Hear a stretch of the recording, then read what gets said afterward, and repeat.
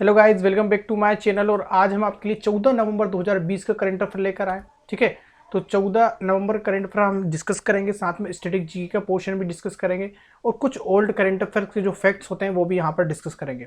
साथ ही ये daily class आपकी 4 बजे होती है, तो 4 बजे आपको ज्वाइन हो जाना है। प्रीमियम ऑनलाइन कोर्सेज हमारे चल रहे हैं, तो आप 500 रुपये में उनको खरीद सकते हैं, जिसमें history, polity, geography, economy, NCERT, science और बेस्ड करंट अफेयर्स हो वहाँ भी चलता है आपका। ठीक है, तो उसके लिए आपको मुझे टेलीग्राम ग्रुप पे यहाँ पर मुझे मैसेज करना है। टेलीग्राम का ये यूज़र नेम है। ठीक है, इस पर आप मुझे डायरेक्ट कांटेक्ट करके आप इस कोर्स के बारे में और जानकारी ले सकते हैं। तो स्टार्ट करते हैं इस वीडियो को।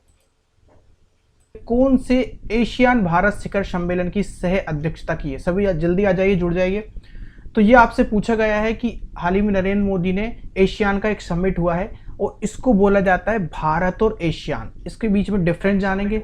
ठीक है, इसको बोला जाता है। तो सब ये जो समिट हुआ है वो हुआ है आपका 17th समिट। कौन सा हुआ है?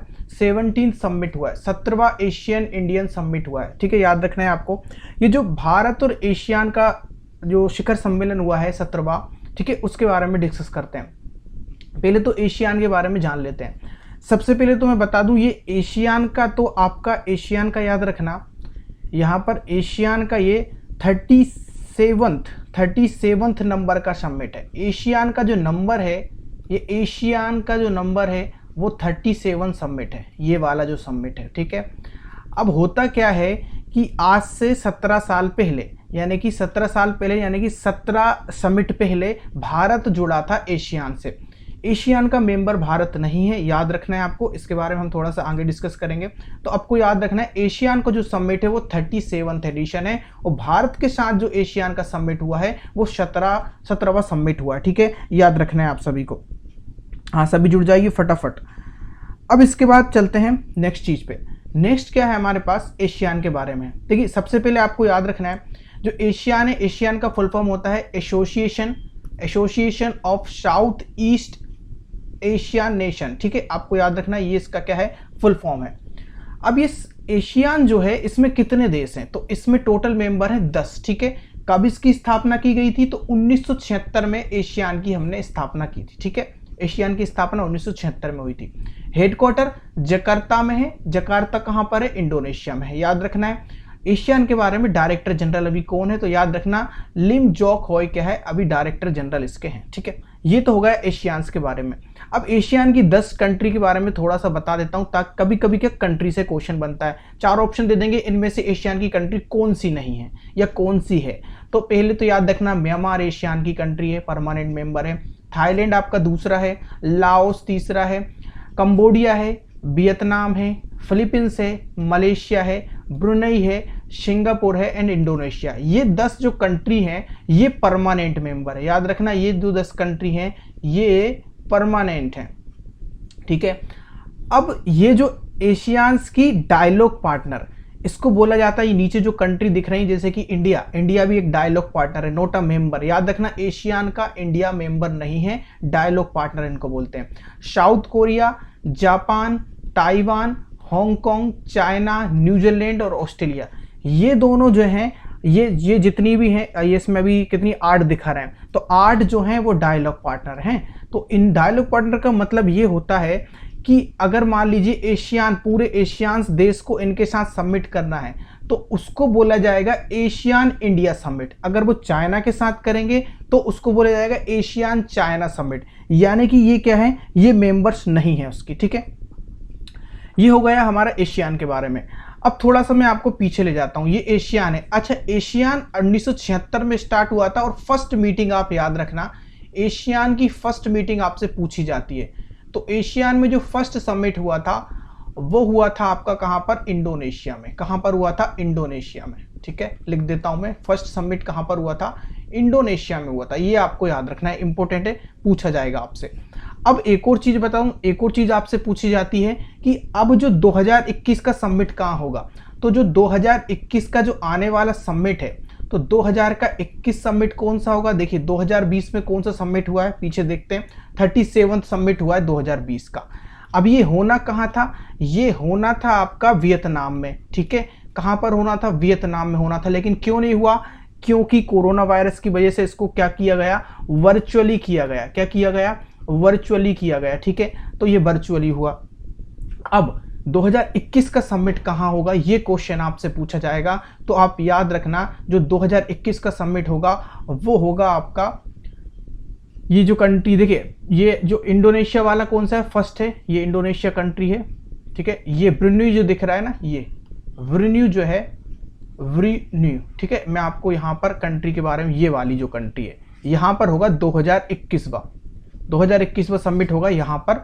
और ये कौन से नंबर का समिट होगा, ये जो समिट होगा वो होगा 38 नंबर का समिट, ठीक है। याद रखना है आपको ये सारी चीजें, जब याद रखते हैं तो आपका जो है एशियान से कोई क्वेश्चन बाहर नहीं जाता है, ठीक है। और 2020 का कहां पर होना था, यहां पर होना था वियतनाम में, ठीक है, जो कि अब क्या हुआ, वर्चुअली हुआ। तो डिफरेंस ये है कि हमारा एशियान और इंडिया का समिट 17th एडिशन है, लेकिन अगर टोटल ओवरऑल बात करें तो 37वां ये सम्मेलन हुआ है इस बार, ठीक है। ये एशियान के बारे में इतनी चीजें सारी चीजों पता होनी चाहिए, यहां तक सभी को क्लियर होगा, ठीक है। अब चलते हैं नेक्स्ट क्वेश्चन पे। हाल ही में किस राज्य ने सरना आदिवासी धर्म कोड को प्रस्ताव समिति से पारित कर दिया है?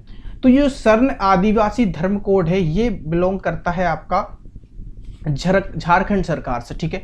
तो ये झारखंड सरकार जो है, इसने जो आदिवासी धर्म कोड लेकर आए, इसमें है क्या, देखिए क्या हो रहा है कि आदिवासी लोगों के लिए बिल लेकर आ रहे हैं। इस बिल में क्या होगा, इस प्रपोजल में क्या होगा, इस बिल में कि जो आदिवासी लोग हैं, जैसे आप जानते हैं आदिवासी लोग जो हैं किसी एरिया में, जैसे कि मान लीजिए आदिवासी गांव है, ठीक है, एक आदिवासी गांव ये है, यहाँ पर आदिवासी रहते हैं, आदिवासी जंगलों में रहते हैं, ठीक है, और कुछ आदिवासी गांव में भी रहते हैं।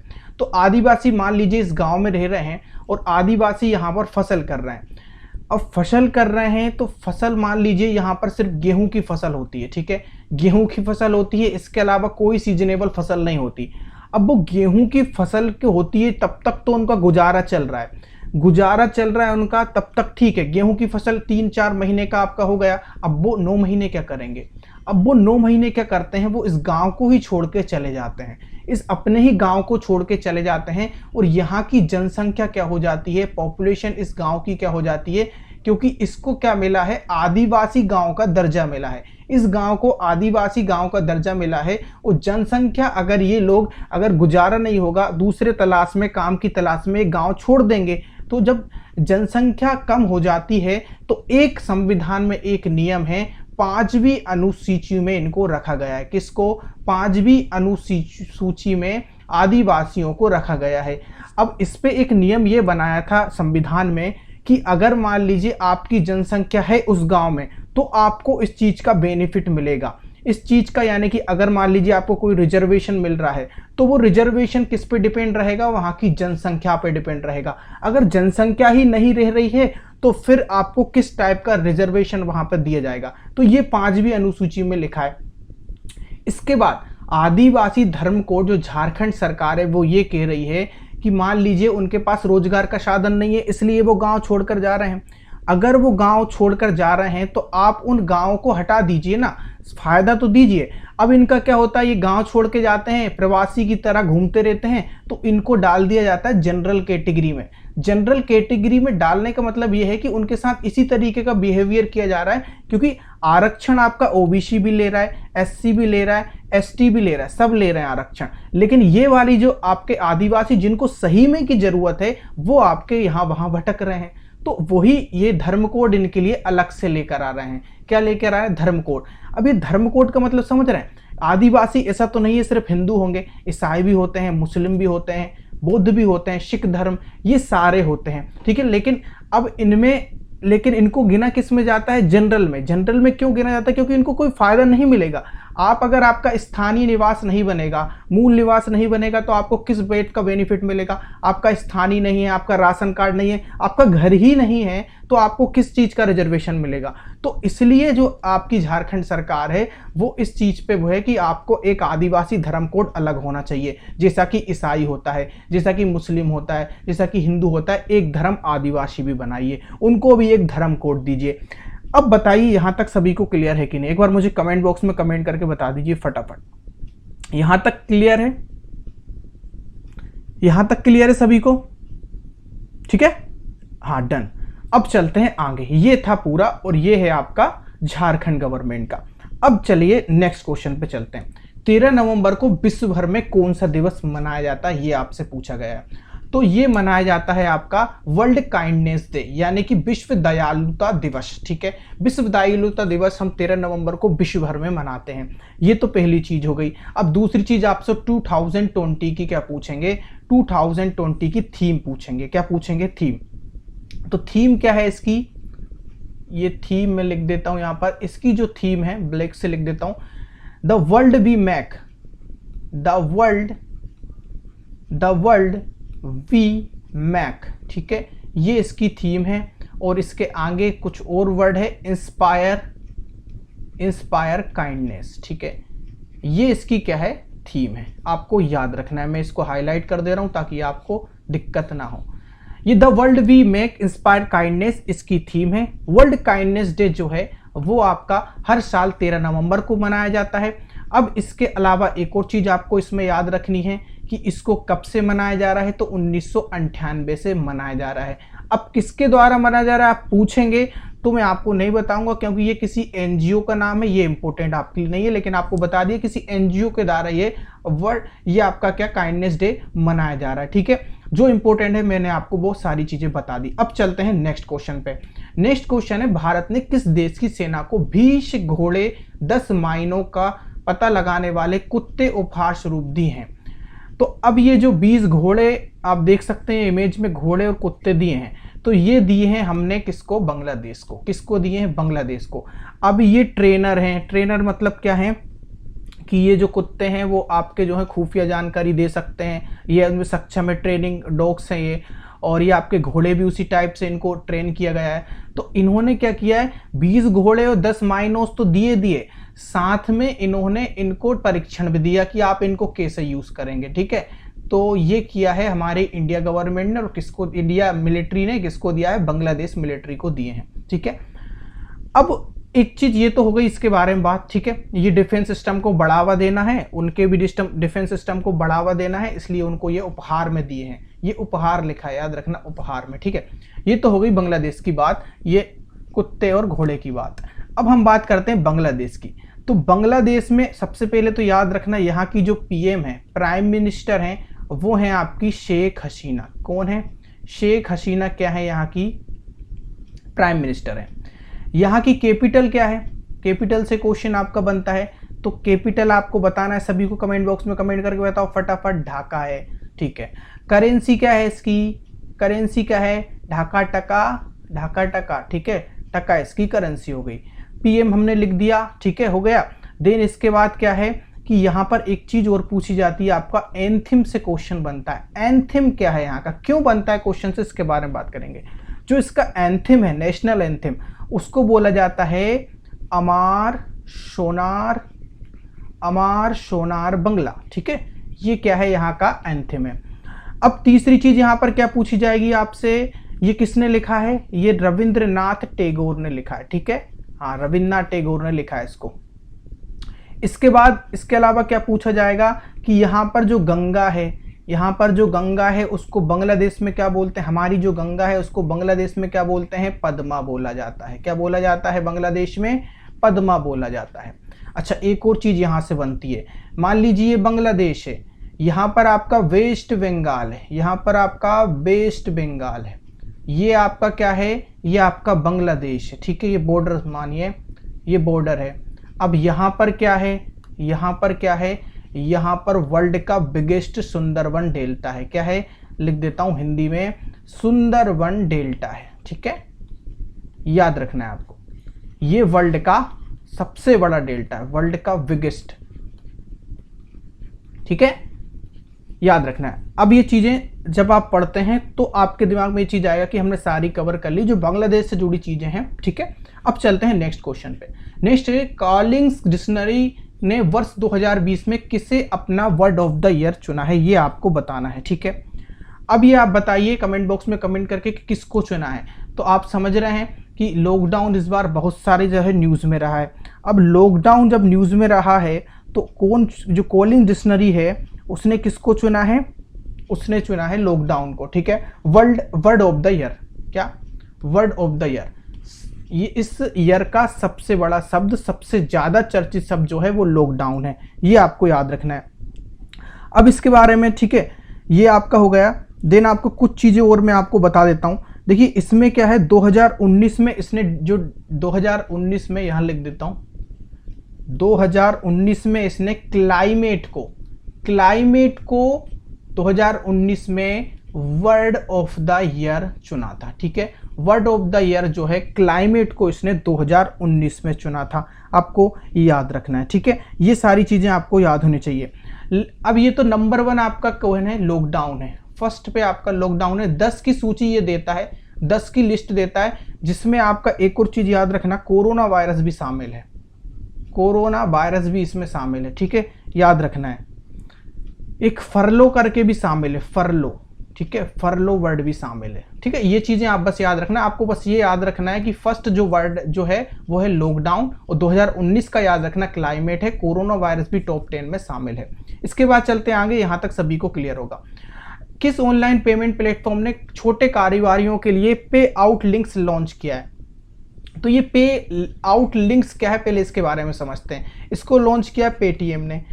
अब इनने क्या किया है पे आउट लिंक्स में, कि जो छोटे व्यापारी होते हैं, ठीक है, कौन, छोटे व्यापारियों के लिए ये जो छोटे व्यापारी होते हैं वो क्या करते हैं, बड़े व्यापारियों से, जैसे कि थोक की दुकान से, जैसे कि इस छोटे व्यापारी की एक छोटी सी दुकान है, अब ये क्या करेगा, ये सामान लेने जाएगा बड़े व्यापारी के पास। अब ये बड़े व्यापारी के पास जब सामान लेने जाएगा तो इसको जो है इस पे आउट लिंक की मदद से जो ट्रांजेक्शन जो करेगा उसमें ईजी होगा, ट्रांजेक्शन इससे क्या हो जाएगा, ईजी हो जाएगा। तो ये है आपका पे आउट लिंक्स। चलो ये तो हो गई, बड़े व्यापारी जब थोक में माल खरीदेगा तो ये ट्रांजेक्शन ईजिली कर पाएगा। लेकिन जब यही सामान जो लेकर आया है वो कस्टमर को बेचेगा, वो यहाँ पर कस्टमर को बेचेगा, तो उसके लिए भी ये क्या हो जाएगा, ये पे आउट लिंक्स काम करेगा। ठीक है, दोनों केसेस में ये काम करेगा। अब ये इनको बेचेगा, मान लीजिए इसको कुछ, इसके पास कुछ ज़्यादा पैसा आ गया, देन इसको रिफंड भी करना होगा, तो इस पे आउट लिंक की वजह से ये तुरंत इसको रिफंड कर देगा। तो ये पे आउट लिंक्स जो है वो पेटीएम ने जारी की है छोटे कारोबारियों के लिए। ठीक है, क्लियर, आ गया होगा समझ। ठीक है, अब थोड़ा सा हम पेटीएम के बारे में बात कर लेते हैं। पेटीएम के बारे में आपसे पूछा जाता है कि इसकी स्थापना किसने की थी, तो इसकी स्थापना विजय शेखर शर्मा ने की थी, और विजय शेखर शर्मा इसके सीईओ भी हैं।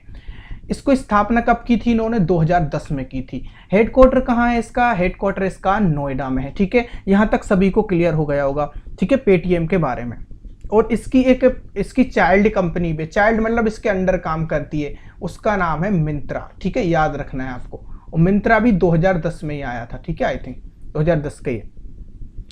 अब चलते हैं नेक्स्ट। निम्न में से किस क्रिकेट बोर्ड ने पहली बार महिला निदेशक की नियुक्ति की है? ठीक है, आपको याद रखना है। तो ये जो पहली महिला निदेशक हैं उनका नाम, और यहाँ पे आपसे क्रिकेट बोर्ड भी पूछा है, तो क्रिकेट बोर्ड तो हो गया पाकिस्तान क्रिकेट बोर्ड। अब उनका नाम भी बहुत इंपॉर्टेंट है, क्योंकि पहली बार ऐसा हुआ है कि महिला निदेशक इन्होंने रखी है। अब पाकिस्तान क्रिकेट बोर्ड ने महिला निदेशक रखी हैं, इनका नाम आपको याद होना चाहिए, आलिया जफर। इनका नाम है आलिया जफर। ठीक है, और यहाँ पर ये आलिया जफर हैं। अब ये पाकिस्तान क्रिकेट बोर्ड की बात आई है तो थोड़ी सी बात इसके बारे में कर ही लेते हैं। ये जो दिख रहा है ना, ये पीसीबी के चेयरमैन हैं। ये जो आपको दिख रहे हैं ना, ये पीसीबी के चेयरमैन हैं। ये इनसे पूछ रहे हैं कि आपको कुर्सी कैसी लग रही है। ठीक है, तो पीसीबी के चेयरमैन है, इनका नाम आपको मैं बता देता हूँ, एजाज भट्ट है। ठीक है, एजाज भट्ट है। अब ये तो एजाज भट्ट हैं, लेकिन आपको कहीं कहीं पीसीबी के चेयरमैन आप सर्च करेंगे तो आपको मिलेगा एहसान मानी। ठीक है, एहसान मानी।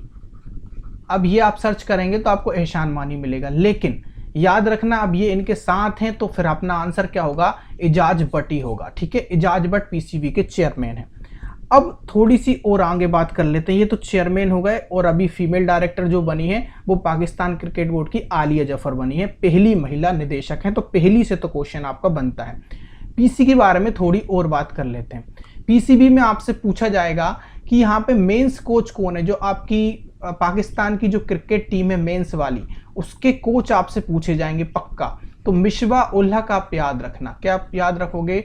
मिसबाह उल हक, ये पुराने क्रिकेटर भी रह चुके हैं, ये आपको याद रखना है। इसके सीईओ भी क्रिकेटर हैं, तो वो भी आप याद रख लें, ये वासिम खान है, वसीम खान। ठीक है, एक कुछ चीज़ और बता देता हूँ, इसकी स्थापना भी बता ही देता हूँ। तो फाउंडेड जो है या स्थापना जिसको बोला जाता है वो हुई थी इसकी 1949 में। ठीक है, ये चीज़ें याद रखना है। अब एक इंपॉर्टेंट चीज़ बताता हूँ पीसीबी के बारे में। 2022 का जो एशिया कप होगा, 2022 का जो एशिया कप होगा वो पीसीबी होस्ट करेगी, यानी कि पाकिस्तान होस्ट करेगी।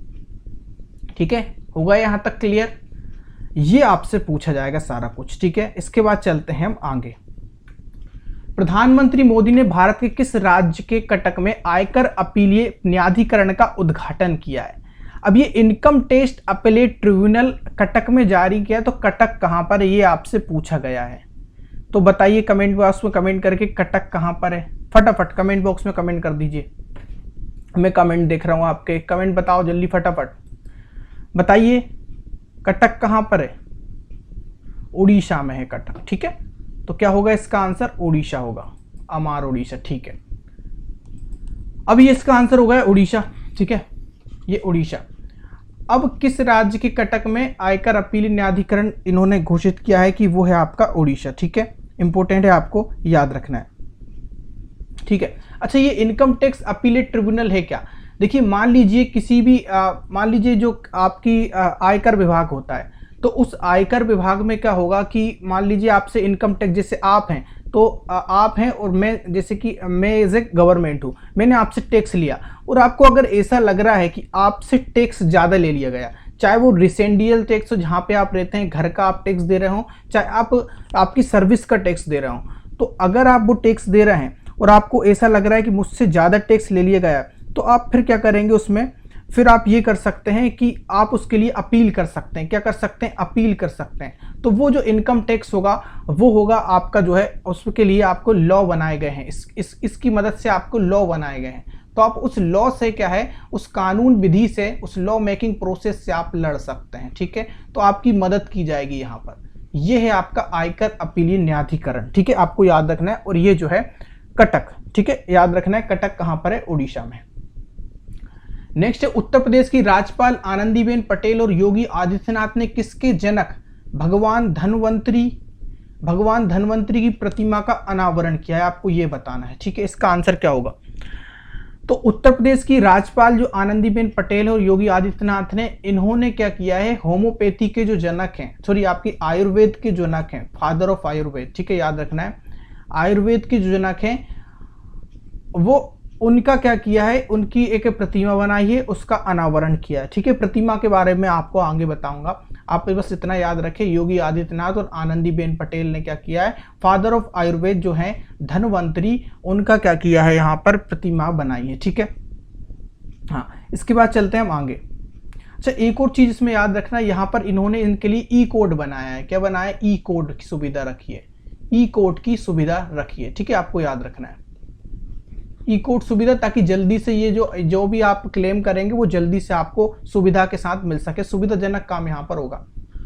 अब इसके बाद चलते हैं, बिहार राज्य के नए मुख्यमंत्री कौन बने हैं? तो बिहार राज्य के नए मुख्यमंत्री जो बने हैं उनका नाम है नीतीश कुमार। ठीक है, आप सभी जानते हैं बिहार में कौन जीत गए? नीतीश कुमार जीत गए। ठीक है, नीतीश कुमार यहाँ पर जीत गए। अच्छा, नीतीश कुमार जो हैं वो कितने साल हो गए इनको? देखिए, इनको याद रखना, इनको जो टोटल साल हो गए हैं वो हो गए हैं 14 वर्ष 82 दिन। ठीक है, कितने हो गए हैं मैं लिख देता हूं, 14 वर्ष 82 दिन इनको बिहार के जो क्या बन सके हैं, 14 वर्ष 82 दिन इनका क्या है, कार्यकाल रहा है सीएम का। ठीक है, ये याद रखना है। लेकिन अभी भी ये एक पीछे हैं, और वो पीछे आपके 17 वर्ष 52 दिन, और बिहार के मुख्यमंत्री जिनका नाम था कृष्ण सिंह। क्या नाम था इनका? कृष्ण सिंह नाम था। तो सबसे ज्यादा अभी कौन है? 17 वर्ष 52 दिन, और इससे पीछे चल रहे हैं आपके नीतीश कुमार। ये अगेन आपके क्या बन चुके हैं? बिहार के मुख्यमंत्री बन चुके हैं, आपको याद रखना है। ठीक है, इसके बाद चलते हैं आगे। वोट के बारे में आपको नहीं पढ़ना है, वोट से आपके कोई क्वेश्चन नहीं बनते, तो पॉलिटिकल बात है जहाँ पे जो है कोई मतलब नहीं है आपको पढ़ने से उसके बारे में। नेक्स्ट जो क्वेश्चन है वो है, राष्ट्रीय जल पुरस्कार 2019 में कौन सा राज्य शीर्ष स्थान पर रहा है? तो ये जो राज्य है आपको याद रखना है, कमेंट बॉक्स में कमेंट करके बताइए क्या होगा इसका आंसर। तो ये है आपका तमिलनाडु, ठीक है, इसका आंसर होगा तमिलनाडु। अब ये जो तमिलनाडु है ये आपका क्या है, नंबर 1 है, ठीक है। नंबर 1 कौन सा है आपका, तमिलनाडु है। तो नंबर 2 कौन सा है, तो नंबर 2 मैं यहां पर लिख देता हूं, नंबर 1 पहले लिख देता हूं, ये तो हो गया आपका तमिलनाडु। तमिलनाडु को नेशनल वाटर अवार्ड 2019 में नंबर 1 शीर्ष स्थान मिला है। दूसरा स्थान किसको मिला है, तो दूसरे स्थान पर महाराष्ट्र है। दूसरे स्थान पर कौन है, महाराष्ट्र है। तीसरे स्थान पर कौन है, तीसरे स्थान पर आपका राजस्थान है, ठीक है। ये तीनों आपको याद रखने, तीनों पोजीशन आपसे पूछी जाएगी नेशनल वाटर अवार्ड 2019 की। ये 3 टॉप हैं, आपको याद रखना है। अब ये क्या होता है कि देखिए, अगर मान लीजिए आप नदी विकास कर रहे हैं, जल का संरक्षण कर रहे हैं, अच्छी चीज़ें कर रहे हैं, तो आपको ये नेशनल वाटर डे मिलेगा। कोई भी गवर्नमेंट अगर इससे रिलेटेड काम कर रही है तो वो उसको जो है मिलता है। और ये जो राष्ट्रीय जो जल पुरस्कार है वो किसने दिए हैं, वो आपके वेंकैया नायडू ने दिए हैं। किसने, वेंकैया नायडू ने इसको क्या किया है, दिया है, ठीक है, आपको याद रखना है। अब चलते हैं आगे। आगे जो क्वेश्चन है आपके पास वो ये है कि दूसरे विश्व स्वास्थ्य एक्सपो का उद्घाटन कहाँ किया गया है। तो ये जो एक्सपो का दूसरे विश्व यानी कि सेकेंड था, वर्ल्ड हेल्थ एक्सपो, ये हाल ही में इनॉग्रेट किया गया है। कहाँ पर, ये हुआ है आपका वुहान में। कहाँ पर, वुहान में इसको जारी किया गया। अब वुहान में इसको किया गया है। अब वुहान किसकी राजधानी है, आपको याद रखना है, ये हुबई प्रांत की राजधानी है। यहाँ पर एक प्रांत है हुबई, हुबई प्रांत की राजधानी है, ठीक है, हुबई प्रांत की राजधानी है आपका। और यहाँ पर दूसरा विश्व स्वास्थ्य एक्सपो, तो हेल्थ के रिलेटेड यहाँ पर बात की जाती है। और इस बार जो हेल्थ के साथ साथ यहाँ पर हेल्थ में किसकी बात की गई थी, यहाँ पे टेक्नोलॉजी का विषय लेकर आए थे ये लोग। क्या, टेक्नोलॉजी का विषय, ठीक है, याद रखना है। तो कैसे हम अत्यधिक टेक्नोलॉजी का यूज करें, विज्ञान का यूज करें, तो उस पर ध्यान केंद्रित करके ये वर्ल्ड हेल्थ एक्सपो हुआ था। कहाँ हुआ था, वुहान में हुआ था। वुहान कहाँ पर है, चाइना में है, ठीक है। चाइना के बारे में चीजें आप याद रखना। राजधानी इसकी जो है वो क्या है, राजधानी जो है वो क्या है, बीजिंग है, ठीक है। चाइना की राजधानी बीजिंग है, हुबई प्रांत की राजधानी वुहान है। इसके बाद करेंसी क्या है यहाँ की, फटाफट आप कमेंट बॉक्स में कमेंट करते चलो। यहाँ की जो करेंसी है वो है आपकी रेनमिनवी, ठीक है, याद रखना है। और इसके बाद यहाँ के राष्ट्रपति कौन है, प्रेसिडेंट, प्रेसिडेंट कौन है, प्रेसिडेंट शी जिनपिंग है, शी जिनपिंग, ठीक है। ये आपको चाइना के बारे में याद रखना है। अब चलते हैं नेक्स्ट है किस राज्य की सरकार ने सेचा समाधान मोबाइल ऐप लॉन्च किया है। जो आपका सेचा समाधान मोबाइल ऐप है वो लॉन्च किया है आपका उड़ीसा ने ही, ठीक है। उड़ीसा ने सेचा समाधान मोबाइल ऐप लॉन्च किया है। अब ये सेचा समाधान मोबाइल ऐप है क्या, तो देखिए इसमें क्या होगा, जो भी किसान लोग होते हैं, मान लीजिए उड़ीसा के जो किसान हैं, तो उन किसानों की शिक्षा के लिए, शिक्षा के मतलब इनके बच्चों की शिक्षा के लिए पहली चीज। दूसरी चीज जो है, दूसरी इसमें जो है, मान लीजिए कि आप खेती कर रहे हैं, किसान जो खेती करते हैं, तो वहां पर अगर मान लो सिंचाई के लिए आपको जल की कमी पड़ गई, तो वो सेचा समाधान मोबाइल ऐप से क्या कर सकेंगे, अपनी समस्या को बता सकेंगे और शिकायत भी दर्ज कर सकेंगे। यानी कि मान लीजिए गवर्नमेंट प्रोजेक्ट चलते हैं, ठीक, गवर्नमेंट रिजर्वायर्स हैं, गवर्नमेंट डैम प्रोडक्ट चलते हैं, अगर वो आपको सिंचाई के लिए पानी सप्लाई नहीं कर रहे हैं तो आप डायरेक्ट शिकायत कर सकते हैं। डायरेक्ट शिकायत कहाँ से कर सकते हैं, किसान जल संसाधन में आप डायरेक्ट शिकायत कर सकते हैं। उसकी फोटो ले लीजिए, आप उसका वीडियो बना लीजिए, देन आप वहां पर सेंड कर दीजिए। ये है आपका सेचा समाधान मोबाइल ऐप, ठीक है, याद रखना है उड़ीसा गवर्नमेंट ने। नेक्स्ट क्वेश्चन पे चलते हैं। ओडिशा के सीएम आपको दिख रहे हैं, कौन है, सीएम है आपके नवीन पटनायक। कौन है, नवीन पटनायक। अच्छा, ये तो होगा यहाँ के सीएम। अच्छा, गवर्नर कौन है, लिख दो फटाफट कमेंट में, गवर्नर कौन है, गणेशी लाल है, ठीक है, गणेशी लाल। नेक्स्ट क्वेश्चन पे चलते हैं। किस व्यक्ति को अमेरिका के नए चीफ ऑफ स्टाफ पद पर नियुक्त किया गया है। तो नया चीफ ऑफ स्टाफ जो अमेरिका का बनाया गया, देखो अमेरिका में कुछ भी अगर इंडिया का जाता है तो वो क्वेश्चन इंपॉर्टेंट बन जाता है। तो ये है आपके काश पटेल। क्या नाम है इनका, काश पटेल। बस इतना ही आप याद रखिए, ज्यादा कुछ इनके बारे में है नहीं पढ़ने को, ठीक है। काश पटेल के बारे में आपको याद रखना है। अभी अच्छा एक और चीज और बता दूं, ये किसका स्थान लेंगे, देखिए इंपॉर्टेंट तो नहीं है लेकिन फिर भी मैं आपको बता दे रहा हूं, इनका नाम है जेन स्टीवर्ट। क्या है? जेन स्टीवर्ट। स्टीवर्ट का स्थान लेंगे, पहले जेन स्टीवर्ट थे, अब कौन हो गए? अब ये हो गए आपके काश पटेल। ठीक है, आपको याद रखना। नेक्स्ट जो क्वेश्चन है, किस बैंक ने एसएमई के लिए स्मार्ट हब मर्चेंट सॉल्यूशन 3.0 जारी किया है? तो ये 3.0 जो जारी किया है जिसका नाम है स्मार्ट हब मर्चेंट सॉल्यूशन, वो किया है आपका एचडीएफसी बैंक ने। किसने किया? एचडीएफसी बैंक ने किया। अब देखिए एचडीएफसी बैंक ने ये लॉन्च किया, इसका है क्या चक्कर? देखिए तो ये जो है आपका, आपको याद रखना है, ये जो सॉल्यूशन है, जैसे कि मान लीजिए आपके छोटे, यहां लिख देता हूं, छोटे और आपके मध्यम, छोटे और मध्यम वर्ग के जो व्यापारी होंगे, जैसे कि मान लीजिए छोटे माध्यम, ऐसा नहीं कि सिर्फ दुकानदारी हो, इसमें छोटे रूप में जो डॉक्टरी करते हैं उनके लिए, छोटे रूप में मान लीजिए वो किसी चीज़ का काम करते हैं, जैसे कि कोई आपका किराने की दुकान है, ठीक है, किराने की छोटी सी दुकान है, तो छोटे भी हों थोड़े मध्यम भी हो, किसी भी पेशे में हो, चाहे डॉक्टर हो, चाहे किराना हो, चाहे आप इंजीनियर क्यों ना हो, धोबी हो, सैलून में आप काम करते हो, तो उनके लिए इन्होंने स्मार्ट मर्चेंट सॉल्यूशन 3.0 लॉन्च किया है। ये किसने किया है? एचडीएफसी बैंक ने किया है। तो अब इसमें होगा क्या? तो इसमें क्या होगा कि अगले 3 वर्षों में 3.0 से ही याद रख लेना आप, अगले 3 वर्षों में, अगले 3 वर्षों में आपको इसका बेनिफिट मिलेगा और आपको 20 मिलियन से क्या, 20 मिलियन लोगों को यहां पर फायदा मिलेगा। 20 मिलियन आप समझ रहे हैं, ये बात हो रही है 200 लाख की।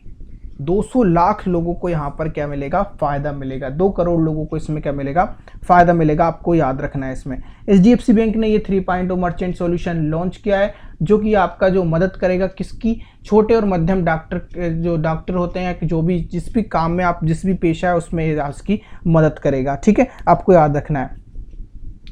अब इसमें ये हेल्प करेगा, एचडीएफसी के बारे में बात कर लेते हैं। एचडीएफसी का फुल फॉर्म है हाउसिंग डेवलपमेंट फाइनेंस कॉर्पोरेशन। पहले तो फुल फॉर्म आपको याद होना चाहिए, हाउसिंग डेवलपमेंट फाइनेंस कॉर्पोरेशन। स्थापना 1994 में हुई थी, हेडक्वार्टर इसका मुंबई में है, सीईओ इसके शशिधर जगदीशन है। याद रखना है, हाउसिंग डेवलपमेंट फाइनेंस कॉर्पोरेशन 1994, बहुत इंपॉर्टेंट बैंक है, फाइनेंस बैंक में सबसे नंबर 1 बैंक है।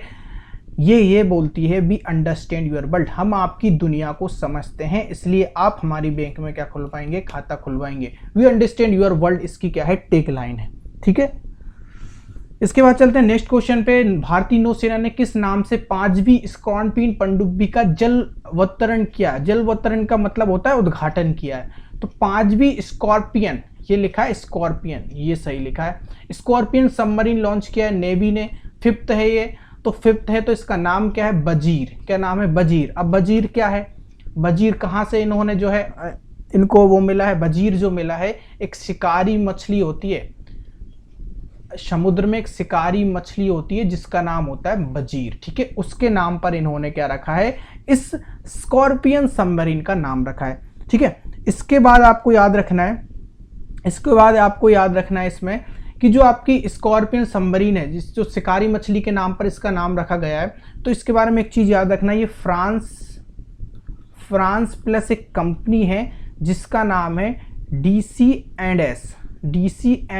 ठीक है, याद रखना। ये जो कंपनी है DC&S कंपनी एक ऊर्जा कंपनी है। ऊर्जा का मतलब एनर्जी लिमिटेड कंपनी है, ऊर्जा कंपनी है। तो ये जो कंपनी है फ्रांस ने मिलकर इसको क्या किया है? डिजाइन किया है। अच्छा, डिजाइन किया, और ये जो कंपनी है ना, ये इंडिया की कंपनी है। तो इसको इन्होंने ये भी बोल दिया कि हम बन गए हैं आत्मनिर्भर भारत। ठीक है, आत्मनिर्भर भारत बन गए क्योंकि हमारा इसमें आधा हाथ है इसको बनाने में। अब ये दे सकते हैं, ये बजीर आपका सबमरीन है।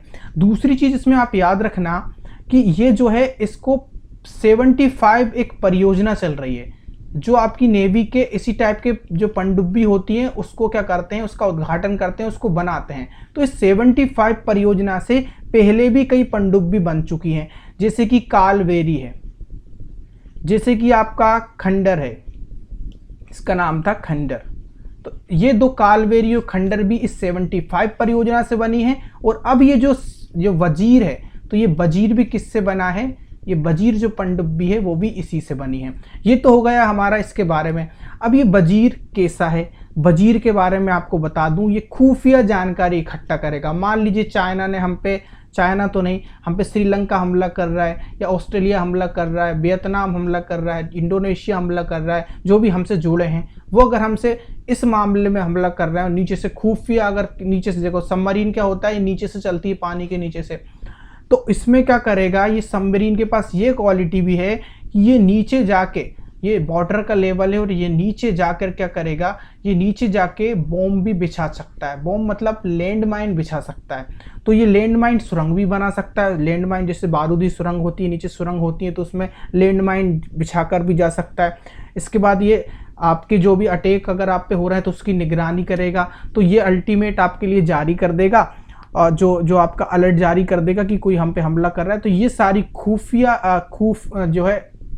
खुफिया जानकारी ये दे देगा। तो ये इसमें क्या है, खूबी है। ये है आपका वजीर। ठीक है, इसके बाद चलते हैं हम आगे। लॉन्च पुस्तक माझी भिंट के लेखक कौन है? तो माझी भिंट के जो लेखक हैं वो हैं आपके राजेंद्र दर्दा इनका नाम है। और ये माही भिंट जो बुक है, इसका इंग्लिश में बोले तो माय वोल इसको बोला जाता है। इसका मतलब है ये महाराष्ट्रियन है भाषा। ठीक है, माय वोल, और हिंदी वाले याद रखें मेरी दीवार। अब ये है क्या ये बुक? ठीक है, सबसे पहले तो आपको बता दूं, ये महाराष्ट्र का गवर्नर है ना, जो महाराष्ट्र के गवर्नर ने इसका उद्घाटन किया है। क्या नाम है? भगत सिंह कोश्यार इनका नाम है। भगत सिंह कोश्यार इनका क्या नाम, इनका गवर्नर का नाम है, जो कि महाराष्ट्र के गवर्नर है। सीएम आप सभी जानते हैं, करेंटली बहुत ज्यादा न्यूज में है, उद्धव ठाकरे हैं। ये तो हो गया।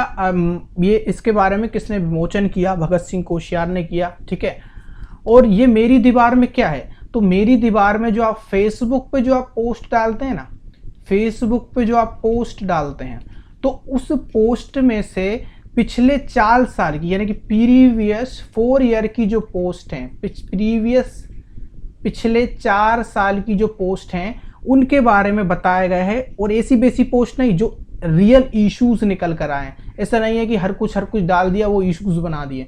जो रियल इश्यूज हैं उनको इन्होंने पॉइंट आउट किया है, उनको उठाया है और इस बुक में डाल दिया है। इस बुक में डाल दिया है उन इश्यूज पे बात करने के लिए। उन इश्यूज के वजह से इनकी बुक बना दी इन्होंने, माझी भिंट, जो अब फेमस हो गई है। इनका नाम है राजेंद्र दारदा। ठीक है, आपको याद रखना है। हो गया यहां तक? हाँ, ठीक है। इसके बाद चलते हैं हम नेक्स्ट। अच्छा, एक और चीज मैं आपको इसमें बताना भूल गया, ये याद रखना आप कि जो आपकी ये 5 स्कॉर्पियन पनडुब्बी है ना, ये तो 5th वाला एडिशन आया है, 5वीं पनडुब्बी आई है। फर्स्ट पता है किसने जारी की थी? ये बहुत इंपॉर्टेंट है, क्योंकि 5वीं तो फ्रांस की मदद से बनाई है, फर्स्ट हमने रसिया की मदद से बनाई थी। ठीक है, कंफ्यूज होता है इसमें, याद रखना, इसलिए मैंने बता दिया। और ये 1973 में आई थी ये पनडुब्बी। ये फर्स्ट वजीर था आपका, ये 5th वजीर है ना, ये फर्स्ट वजीर था। ठीक है, ये मैंने आपको बता दिया। पहली 1973 में आई थी, 5वीं 2020 में आई है। अच्छा, ITTF महिला विश्व कप 2020 का खिताब किसने जीता? ये आपसे पूछा गया है। तो इसका जो आंसर होगा वो होगा चेन मेंग। क्या आंसर होगा? चेन मेंग। तो ये चेन मेंग ने जीत लिया। ITTF किसके लिए होता है? तो ITTF का फुल फॉर्म हम जान लेते हैं तो आपको पता ही चल जाएगा। तो ITTF का फुल फॉर्म है इंटरनेशनल। ठीक है, टी का क्या हो गया? टेबल हो गया। एक और टी है तो टेनिस लिख देते हैं, टेनिस। ठीक है, और फेडरेशन, ये इसका क्या है? फुल फॉर्म है। International table tennis federation, ITTF full form है। ठीक है, याद रखना है। इसके बाद ये जो टाइटल जीता है, चेंग मेंग ने जीता। अब चेंग मेंग कहाँ की है? तो ये चेंग मेंग, चा से चेंग, चा से चाइना, आपको नाम से भी पता चल रहा होगा। इन्होंने किसको हराया? इन्हें चाइना को ही हरा दिया है। चाइना की एक खिलाड़ी हैं, उनको ही हराया। उनका नाम क्या है? तो उनका नाम है शुन यंगशा को इन्होंने हराया है। ठीक है, अपने ही हमवतन साथी, मतलब अपने ही देश की को हरा दिया इन्होंने। अब ठीक है, अब ये कहाँ हुआ था? ये चाइना में हुआ था, चाइना में ही हुआ था। अच्छा, इन्होंने एक जर्मन ओपन हुआ था, उसमें भी क्या जीत लिया? गोल्ड जीत लिया। उसमें भी क्या जीता इन्होंने? गोल्ड जीता। जर्मन ओपन चेंग मेंग ने गोल्ड जीता है। ये हो गई चेंगमेंग की बात, आईटीटीएफ महिला विश्व कप की बात, जो कि किसने जीत लिया, चेंगमेंग ने जीत लिया। आईटीटीएफ की बात पूरी कर लेते हैं। इसकी स्थापना हुई थी, इसकी स्थापना लिख देता हूं मैं, स्थापना हुई थी 1926 में। कब हुई थी इसकी स्थापना, 1926 में हुई थी, ठीक है। इसके आपको प्रेसिडेंट याद रखना है, प्रेसिडेंट कौन है इसके, प्रेसिडेंट थॉमस वेकट है, थॉमस वेकट है, ठीक है। अच्छा एक और चीज याद रखना, सीईओ भी बता ही देता हूं, इसके स्टीव डेटन है, स्टीव डेंटन है। इसके अलावा अच्छा ये जो आपका आईटीटीएफ था ये 24वां एडिशन था, कौन सा, 24th नंबर का एडिशन था, ये भी आप याद रखना, ठीक है। ये हो गया आपका आईटीटीएफ के बारे में, ठीक है। अब चलते हैं आगे, ठीक है। इसके अलावा कुछ नहीं है। केंद्रीय मंत्रिमंडल ने विनिर्माण को बढ़ावा देने के लिए कितने प्रमुख क्षेत्रों को पीएलआई योजना को मंजूरी दे दी गई है, ठीक है। ये आपसे पूछा है, बहुत इंपॉर्टेंट है। तो ये जो है वो 10